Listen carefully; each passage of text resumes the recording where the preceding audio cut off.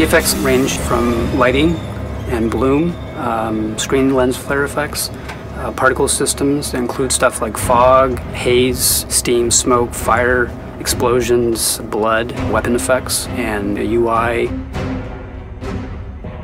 We really wanted to generate the feeling of dread and darkness and even the kind of eerie creepiness in some of the hallways with shadowing. A lot of what we try to do is generate more of a filmic experience and a cinematic experience for the player. We're all big fans of traditional filmmaking techniques like grain, post-processing, a lot of glitchiness, which ties a lot of making the player feel uneasy almost all the time.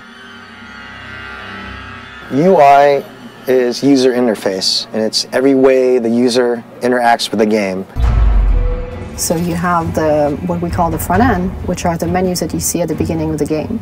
And then when you get into the game, what's really particular in Dead Space, you also have all these dynamic interfaces within the environment. Prior to this game, a lot of UI lives in screen space. All our game elements live in-world, but also function as approximations of fictional UI. It's not just there for the player, it's also there for the character in the game. One of the things that Ian was really pushing for was a very broken future, like where everything felt depleted. And so even though it's a very futuristic look at UI, we had to make sure that it felt a little broken. So everything was a little bit flickery and everything was a little bit more janky than most UI. The feeling that maybe at some point it might break down was important.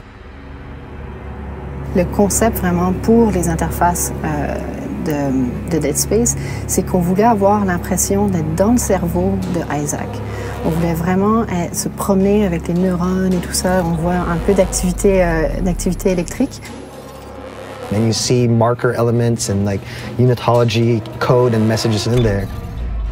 Et au fur et à mesure qu'on avance dans le jeu, on se rend compte que, en fait, il y a quelque chose de très étrange qui se passe dans le cerveau d'Isaac.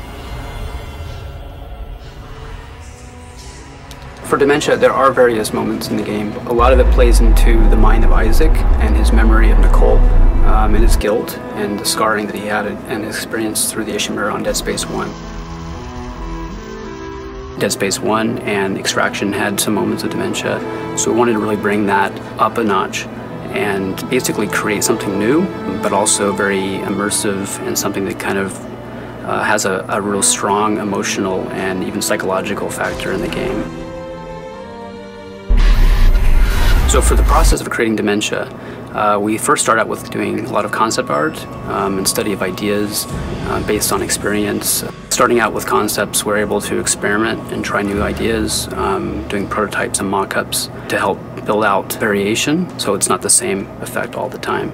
Part of the inspiration came originally from 8mm damaged film, black and white, a lot of grain, a lot of light bleed, as well as any kind of artifacts, noise and dust and tears.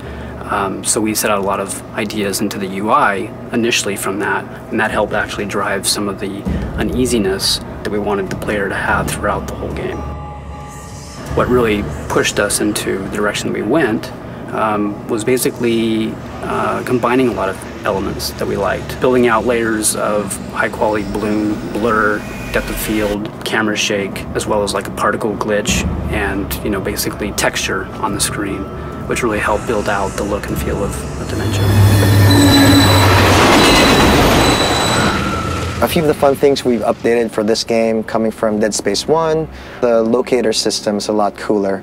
It used to be that when you press the locator button, you'd see this line run through the floor. It used to always feel like it was just jaggy, but it never used to curve around corners. It now leads you to different things. Like it used to just take you to your objective. You can also go to the store or the nearest bench. It's pretty cool. There was definitely an attempt to go for a very sophisticated look in Dead Space 2 compared to the other games that we worked on. This was definitely a little bit more out of the box. I think this is a true attempt at being a leader at something. We're making something that no one's ever seen before, and I'm really proud of it. I think I can say that. Yeah, I'm really proud of what we came up with.